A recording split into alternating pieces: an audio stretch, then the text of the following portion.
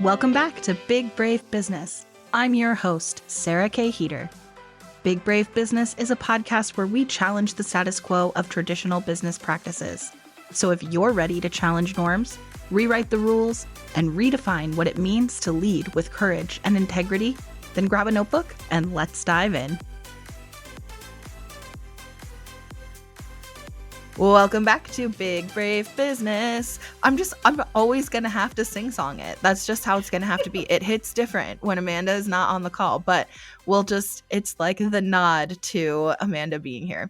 Okay, so I'm excited for this conversation today. This is a conversation I've been wanting to have really since the fall when we met, because I just thought that there was so much value in our initial conversations just meeting each other, and I'm really excited to have this on the podcast today. So my guest is Dr. Catrina Mitchum, founder of Catrina Mitchum Learning Design.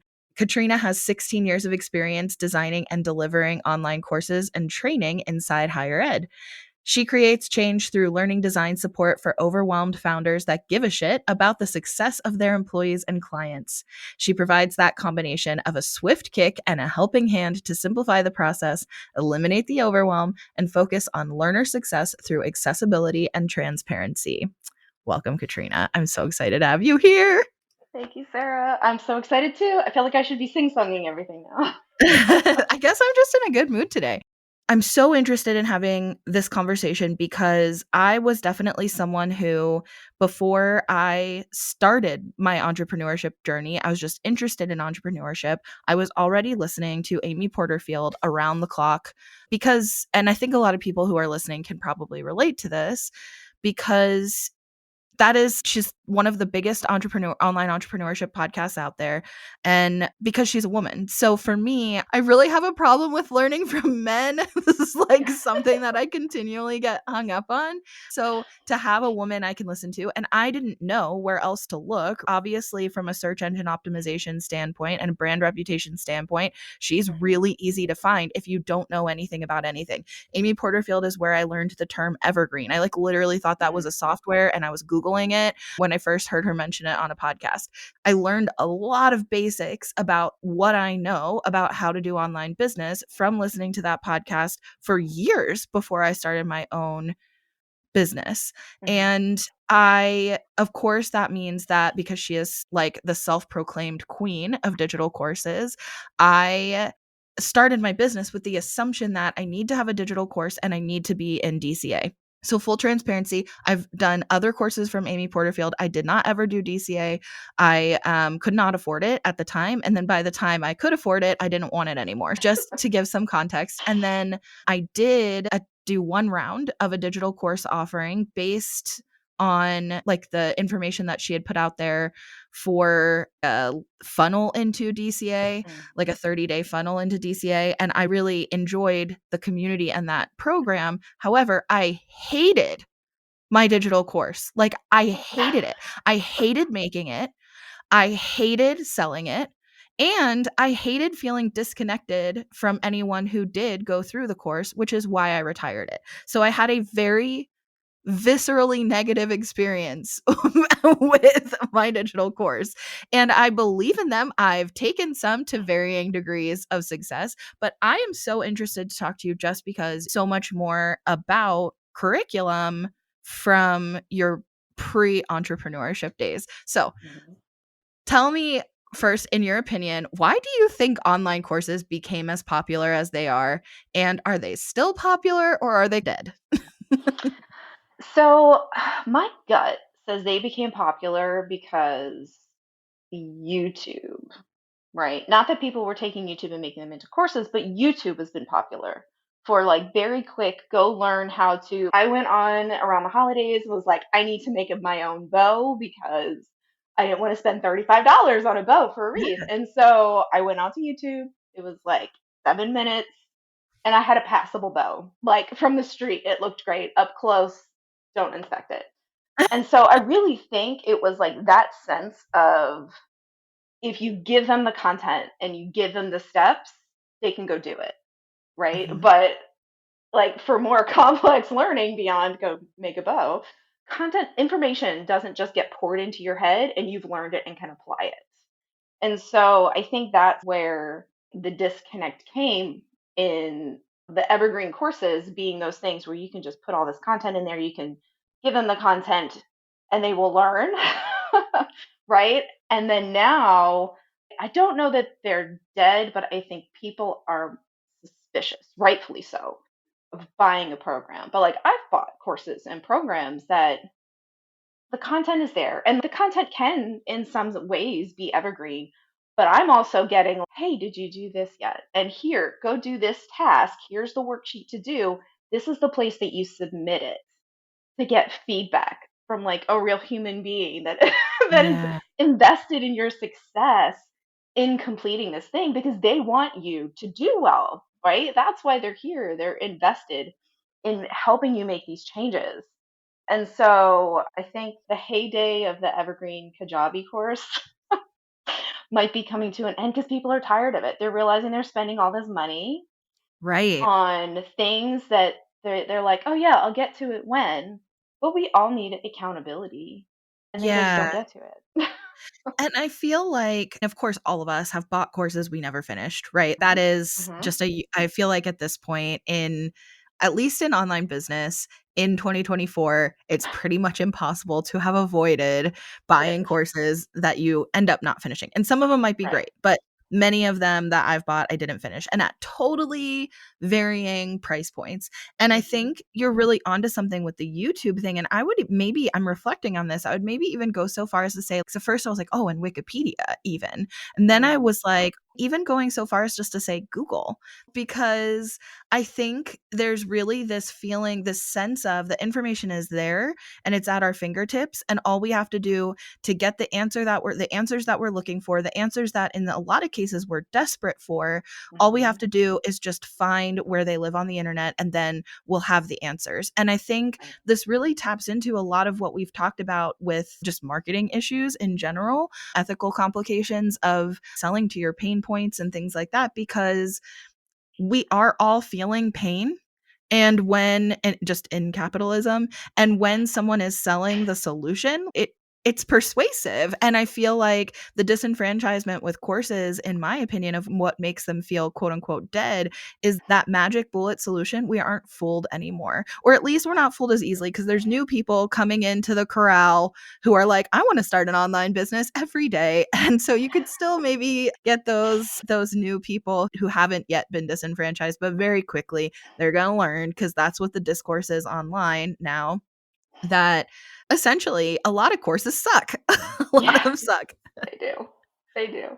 What I was going to say is that I even think it potentially goes back to our experiences in formal education. How many Mhm. times did you sit in a class, especially people of a certain age, and just get talked at Yeah. and then expect to do something with that talking? I mean, educate formal education across the board has come a long way in like understanding through research and study that's not actually how that's not how kids learn, that's not how adults learn. Yeah. Nobody learns that way. You have to at least have engaged with it. Like even thinking, so going back to Google or Wikipedia, or even thinking about buying a book, right? If it's a nonfiction book and you're buying that book to learn something, if you don't do things like highlight, take notes, take the thing that's in the book and apply it to whatever it is that you're doing for dummies, right? Then you're not actually, are you actually learning it? Or are you just reading it and then like maybe filing some of it away back there? And I think it really gets at interesting questions of what is knowledge, right? Is knowledge learning? Do you need to have applied it to learn it? Yeah, so I think find it fascinating. That might be a little too nerdy for Not at all. I am so tracking with you. So I feel like too, there's two kinds of I, I feel like there's really categories of adults that when you're reflecting on your education, there's those like me who were nerdy, loved school, loved classes, loved learning, quote unquote, although you just like threw a whole bomb into what is learning, but loved this concept of I can be a straight A student and I love being a straight A student and look how much I learned. Here's my A on my paper, or here's my gold star. And then there's other people who were really checked out of school or had struggles at school. School wasn't structured or built for them and the way that they learn, or they had other stuff going on that precluded them from being able to be focused on school. Whatever it is, school was not a positive experience for them and they rejected it. And both of those people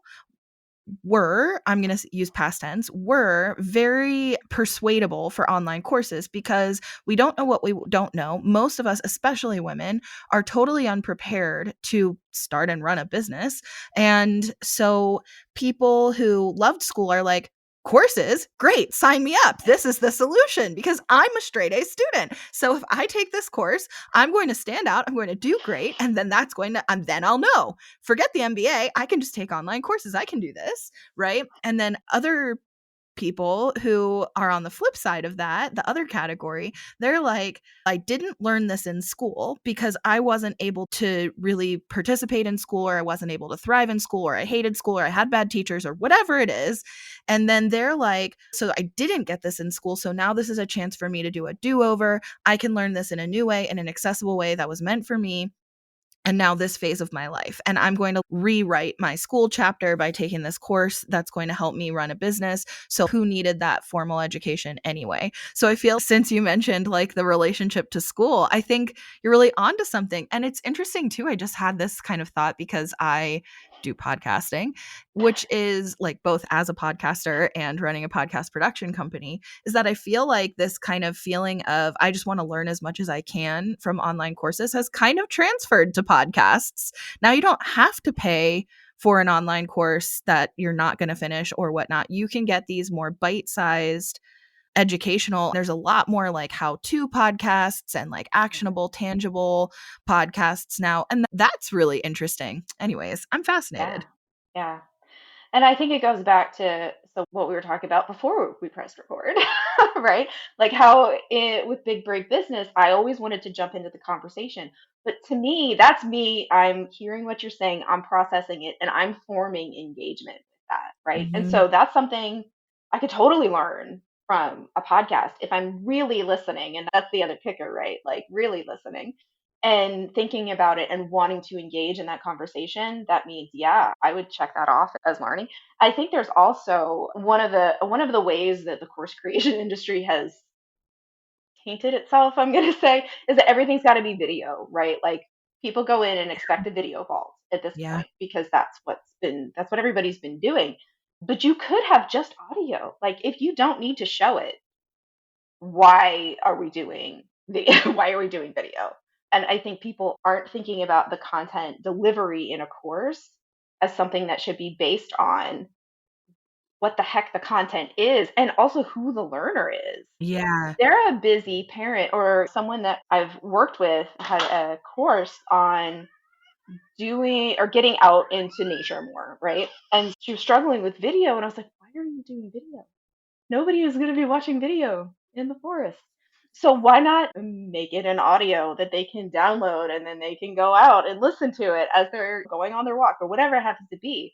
I think that's a thing that people often replicate what they've seen and what they know and what they Right. think they're supposed to And be doing. frankly, what they're taught to do. Yeah. Exactly. Yeah. So on I would that act note Oh, go ahead. on that note, what are some of the biggest mistakes that you think course creators make, especially when we're thinking about we've all bought courses we didn't finish, we've had both positive and negative experiences. What are some of the most common mistakes? I think you've already touched on a lot of them in your critique of courses, right? Like not having support and having to spend so much time building this thing that it's not actually responsive and inclusive of the people. Like you had mentioned your course and you felt disconnected from them because you were just giving them this information and you weren't getting to see the growth. Like Yeah. having being a teacher, the best part about seeing someone learning the things that you're passionate about is their aha moments. Like Yeah. when things just click and you're like, "Oh, yes, that's exactly what you want to get." And now you're as excited about it as I am. And so I think doing those things has removed the passion out of teaching and learning for a lot of course creators. And there are a bajillion ways that we can infuse that back in there, but I would say that's the umbrella issue. Interesting, interesting. Do you think there's a problem with ethics in the course creation industry? There's problems with ethics Do everywhere, you? but so yeah, I do. I think that this is a little jaded, and I guess if you've been listening to this podcast for a little while, maybe that's not a surprise, but I feel like I talked about it earlier, but I feel like it is the idea of making courses is also sold to you as a magic bullet solution to your Mhm. business too. This is where Yeah. you're going to sell so much and you're going to make so much money and it's going to create a business for you or take your existing business to a new level. And also this idea that it's passive or Yeah. something, that it's a passive way to make income compared to doing direct done for you services and being a service Right. provider. You create this course and you can make exponentially more money than if you're providing services. Mhm. And if I think about it from an education standpoint, because I also teach at my local university, isn't education providing a service? That is also it's just a weird take on it. And I say this as somebody who drank the Kool-Aid a little bit because I really wanted it to be true. Of course I did. Of course I wanted Yeah. that to be true. But I don't really think it is, and I think that the people who that has worked for in that way, who created digital courses and they sold like gangbusters and they made millions of dollars, Mhm. I think a little bit first of all, I definitely think they're anomalies. Even Yeah. 6, 7, 8 years ago, they were anomalies, but 6, 7, 8 years ago, also, they weren't coming into a really saturated, exhausted market for selling Mhm. courses. And so I feel like still marketing course creation as a magic bullet when we know full well that they don't work for us as learners, but still encouraging those people who aren't getting what they paid for as learners to also create their own course to do that to other people Other people. feels Uh-huh. unethical to me. Yeah. Oh, absolutely. I think that's why the snake oil salesman episode that you did with Amanda was one where I was like, yes, and that's what I really wanted to participate in because I completely agree. It almost feels like an MLM, right? Where you're being taught how to deliver in a shitty way, how to deliver these shitty courses, and it just has a snowball effect. I absolutely agree. In fact, one of the recently I had put a poll out on LinkedIn and Instagram asking like, what do you expect from a course? Interestingly enough, most people wanted both content and like application of that content. I did have a couple people that expected just to have a video vault, but then commented, "That's what I expect. That is not, what I want. That's not actually what I want." I see, I see. So Yeah, that's an interesting from a research perspective, that's an interesting thing of, like, how the question was asked, right? yeah, yeah. Because what you expect and what you want What or you what want you or think would be effective are different questions. exactly. And so there will Yeah. be a follow-up poll. Yeah, yeah, that's really interesting. I think it's interesting. What do I want from an online course? What's interesting is I would then question in what context do I actually think if an online course really gave me what I thought would be effective, in what context do I want an online course? Because I'm a person who, if tuition was affordable in the United States, I would literally collect all the degrees. I love courses. I love to learn and to take courses. And I also think as a business owner, I don't need a course or realistically have the bandwidth to take a course successfully for every single thing I need to do in business. I actually think most of the time that's not the solution that I need. So in what context for what things is an online course really an effective and I guess I'm genuinely curious what you think. Like, what are the most effective topics or themes that would warrant a digital course? Anything that needs support. So I think that a lot of people use course to describe curated content. That's what I would call the things that people assume courses are now, right? But you can sell curated content in various different ways, right? I think that the things that need support, so often building things or things that need feedback, and some of that can come down to who you are as a learner. There are things that I know I don't need feedback on, I could just go do. But then there are things where I'm not entirely sure, and I could use somebody that's an expert in this to help guide me in what it is I'm trying to do. And so to me, that's the distinction. It's understanding who you are as a learner and then what you need. And that would also be assuming that courses come with support, which I think they all should.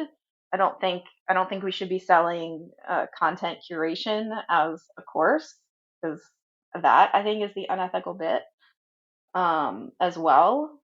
But yeah, I'm not sure if that answered what you Yeah, were. no, it's interesting. I think so two things. One is that like a video vault can Hmm. still have its place in the world. It can Yeah. still be something really it's essentially like a private podcast but with video Hmm. where it's like you said curated content maybe about specific topics or themes or whatever, but it's meant to be self-paced. It's meant to be something that you can just engage in probably passively while you're multitasking, to be honest, and Hmm. you get what you get from it, and it just is what it is. That it's not to say that if you sell that, it's not to say you can't sell that. I think though marketing it as a course is where like we're saying there's an opportunity for your marketing of it to and your positioning and your messaging to be a little bit more transparent about what to expect from it. And also, I think the price point then needs to be taken into consideration.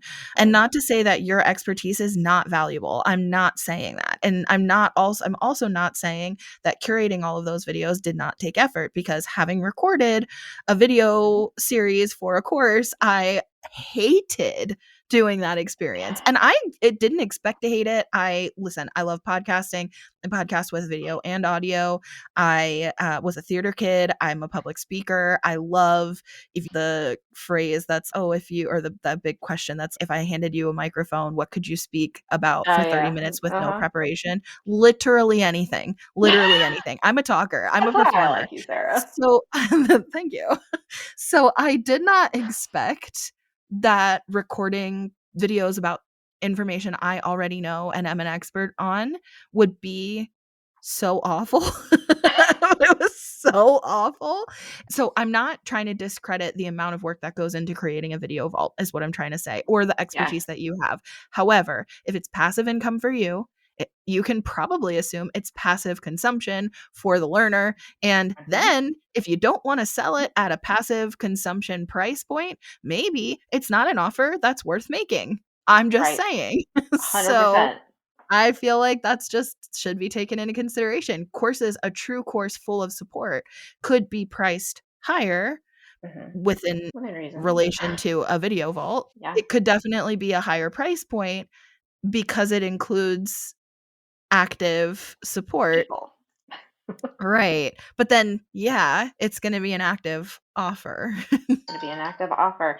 I think you are exactly right. And I just had this conversation with someone about relate video vaults to, we have books, ebooks, audiobooks.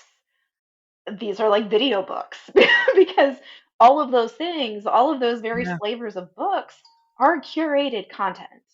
And so, why are we trying to sell curated content that's just in a different delivery mechanism Yep. as a course? And also, coming back to the price point, I can't help but think nobody's selling their book for $2,500.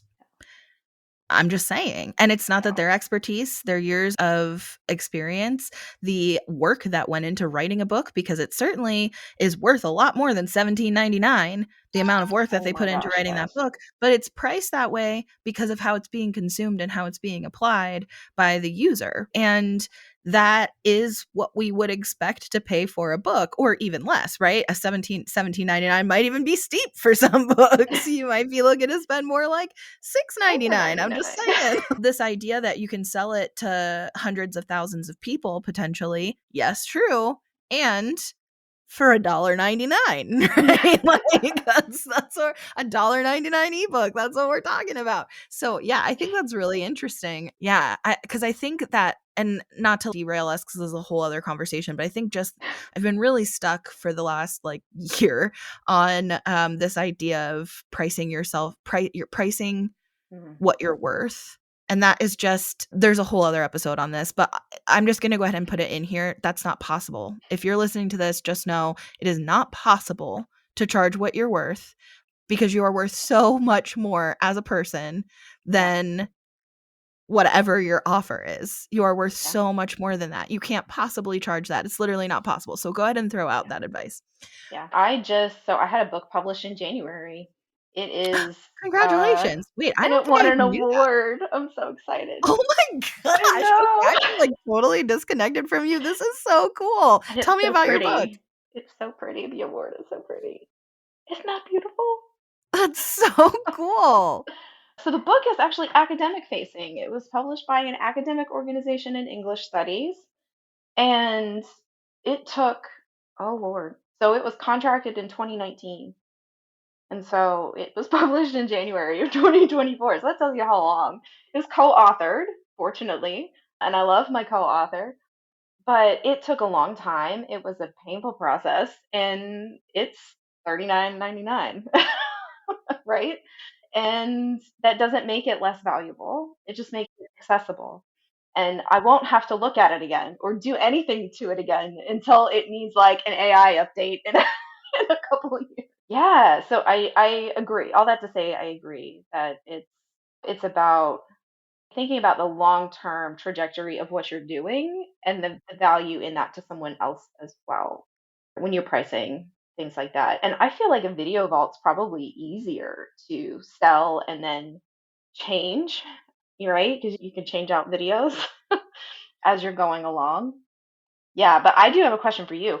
What was it about recording those videos that was so painful? I think it was that I try to do everything by myself. So Mm, I outlined the course and what the different videos were going to be. I outlined the actual scripts for the videos.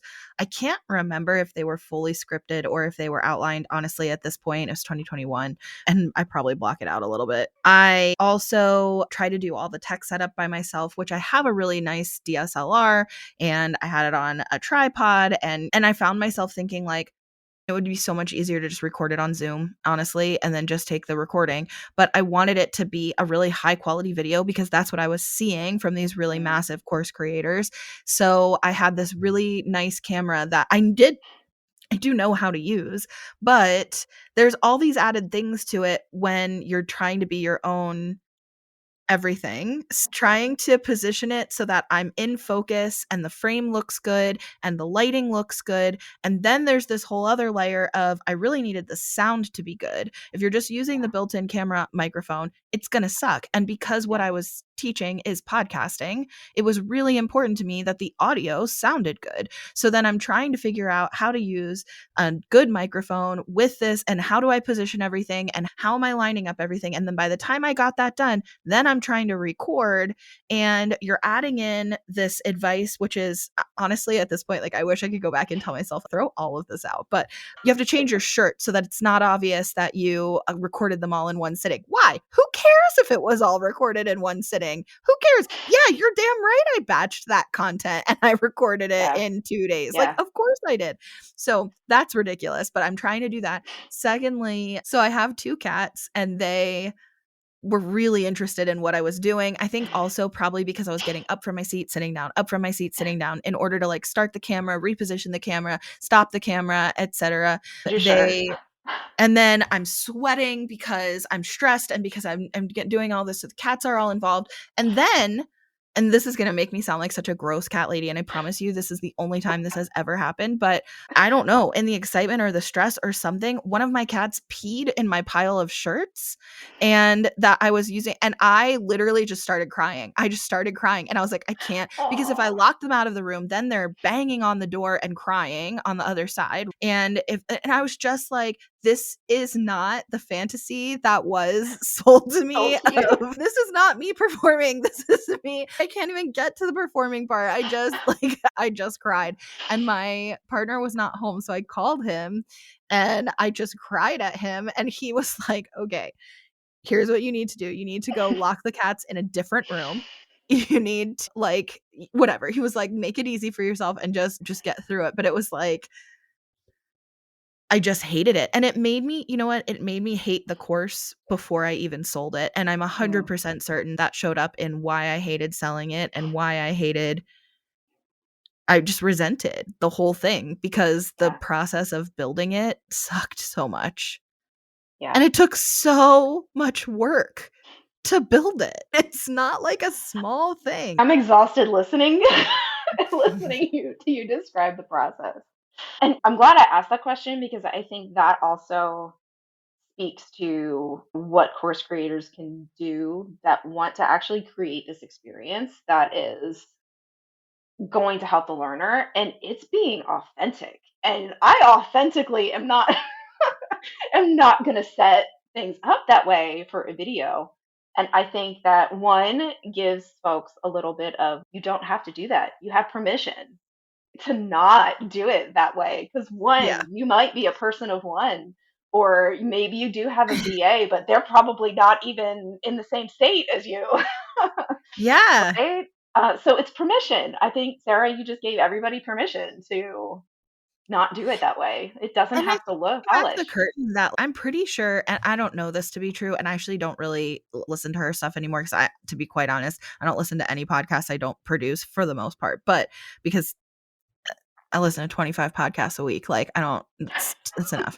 But it's not enough. I would love more clients and I will listen to those. But yeah, no more. No, not outside of that. So, anyways, so I don't really follow her anymore, but I'm pretty sure Amy Porterfield has like a team of 16. Okay. So, Oh my and gosh. let alone when she hires, I'm sure she hires like a production team who's coming in to film her. Like she's not doing Yeah. that herself. So yours is Mm. not going to look like her. And I think like 2021 Sarah, little sweet dear, really needed somebody to A tell her hug that. and a drink It's gonna be, and permission. it's gonna be okay. It's gonna be okay. A shower, some laundry detergent, bleach. Oh God, I was so mad. But yeah, but I think that's one of the things that can bring course creation and even group programming or whatever you want to call it back from the dead is being authentic in just. And so I'm going to do that now. They can't see me, but I've got wallpaper only covering the parts that you can see. But it's because I like this, Yeah, right? And it was pricey. And so I talk about that in my videos. Like I like the way it looks. I like to have a background that's a little bit fun and funky same. and it's on brand, but I'm not going to spend all that money on stickable wallpaper that I'm going to be pulling off because I'm a military spouse and we move every 2 to 3 years. So Yeah, like being and including those things in your videos. And I think that's something that I learned from teaching online uh informal education that I think is so important in the real world is like mhm. really just being yourself. The only thing I ever edited out of videos for my students was if I dropped any kind of cuss word, right? That's not the place for that, but sometimes that would happen because I don't have cats, but I have 2 kids. And so it would just organically happen. And I would cut that out of videos, but everything else,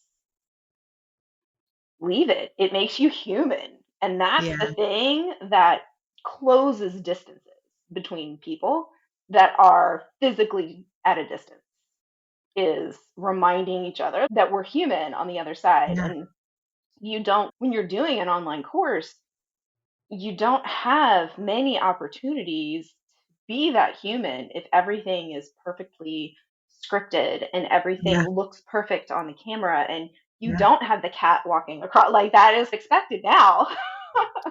Right? And so those are things that can make the experience for your clients more successful because they can connect to you and it makes them invested in doing the things that you're asking them to do. So do it. Just do it. yeah.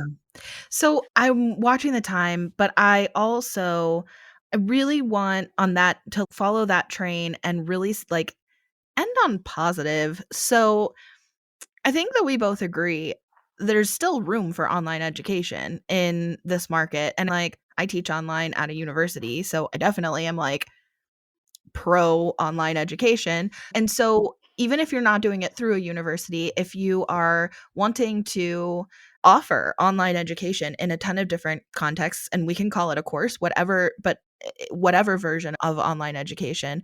What are some like tips and best practices for making sure that your courses are accessible and for improving your completion rates in your professional experience? I'm going to start with completion rates and then flip to accessibility for that question. Always start from goals of the course because that gives you a place to always make sure everything is coming back and being aligned to.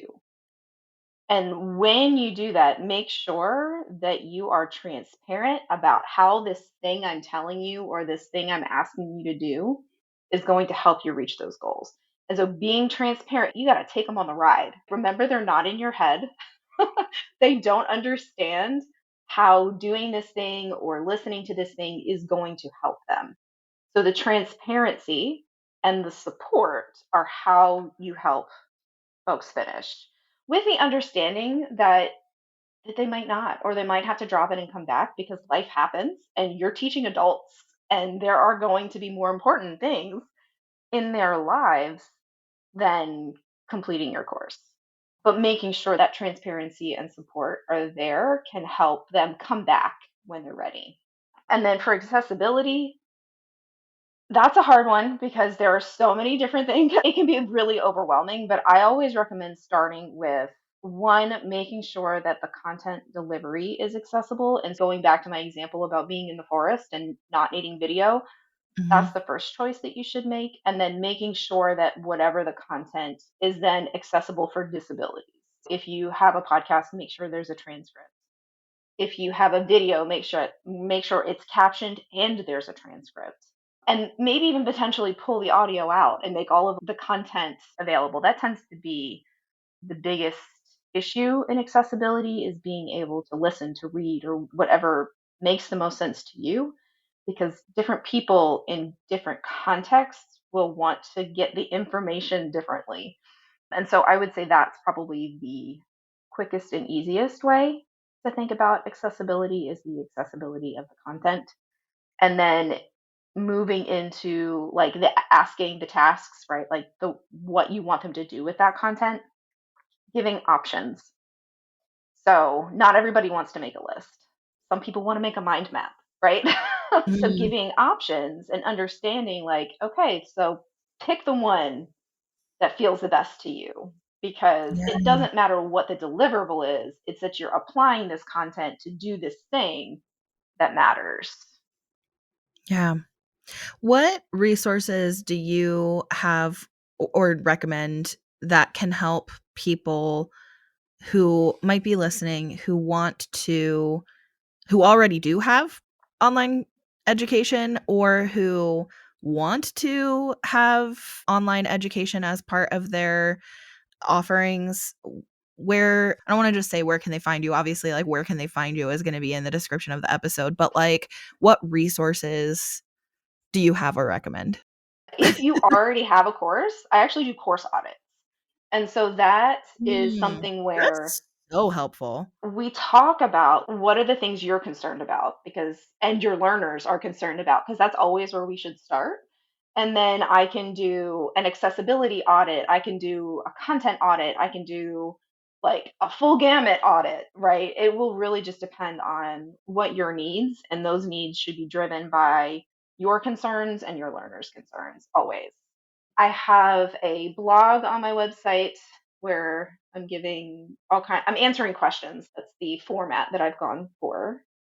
And then I have a free course starter pack, and what that has in it is it's a fillable PDF, and it has a way to map out your steps and your tasks, and then a table that helps you figure out what content best fits with what you're trying to do in your course.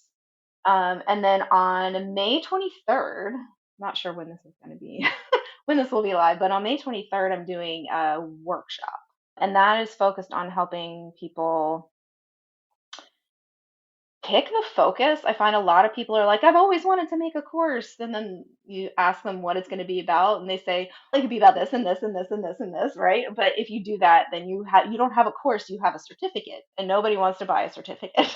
And so it focuses on that and setting up the goals for the course and then creating a viability plan. So I think the approach that I take is once you have a big goal and you have the things that the course is going to do for your person or your client, go and ask potential clients, is this something, right, that you would be interested? Check off the goals that are important to you.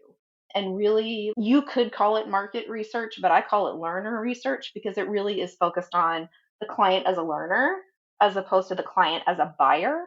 And you get really good information that you can use in marketing, but is first useful in then what, designing the course.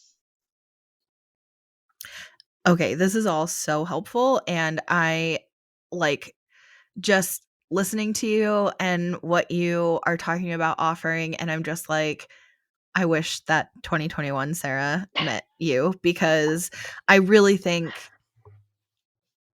I just really think none of that advice is in the material that I was consuming about how to create a digital course. And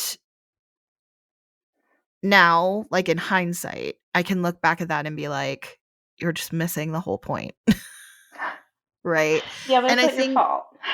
so much, thank you. So much of what I call out now in an online business is about your and this isn't I didn't come up with this. I heard someone say it and I've really reflected on it and implemented it. And it's your income goals are not your client's responsibility. And I think so often how like business models are sold to us is about us and not about our audience or our clients or our customers or however you want to think of that. This idea of creating a course, I can look back and see the way it was being sold and taught to me was in a way of this is going to make me money and not this is going to help so many people get Yeah, going. And I think really at the root of like, why did I hate it? Probably exactly that. But that's at the root of everything is like, what I resent this. And I think when somebody, speaking of the snake oil salesman thing, when somebody is selling you a magic ticket to answer all your problems as far as what you need to do in your business or how to create a business that's going to help you live the life of your dreams, then it's missing the point of a business being meant to solve a problem or being meant to help people or produce a product or a service that is adding value to customers. That is yeah, the point, and yeah, it's a fringe benefit that hopefully it's profitable, but, like, the point is to offer value to other right. people. Agree. Yeah, I just think that's really I feel like that's really ingrained in everything that you just mentioned that you do and offer and help people with in building a course, and I think that really brings course creation back to what it's meant to do, which is help someone learn Yeah. something. Yeah. And people want to take a course and learn something because they want to change. And that's why in a lot of my own marketing, I very clearly say I'm for people that give a shit. Because if you don't give a shit, then I'm not for you because I'm going to be asking you to do things that assume that Yeah. you actually care about whether or not you're helping other people with the change that they're coming to you for. Yeah.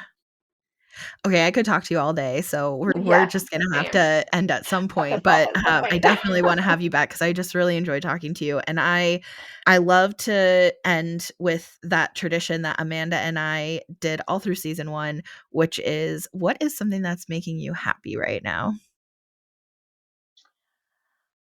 Something that's making me happy right now is the control I have over my schedule Mm, because I get to work out in the morning and take care of myself because I'm doing the kind of work that I'm doing, which we didn't get into this, but I left a burnout higher ed job where yeah, I wasn't getting to take care of myself.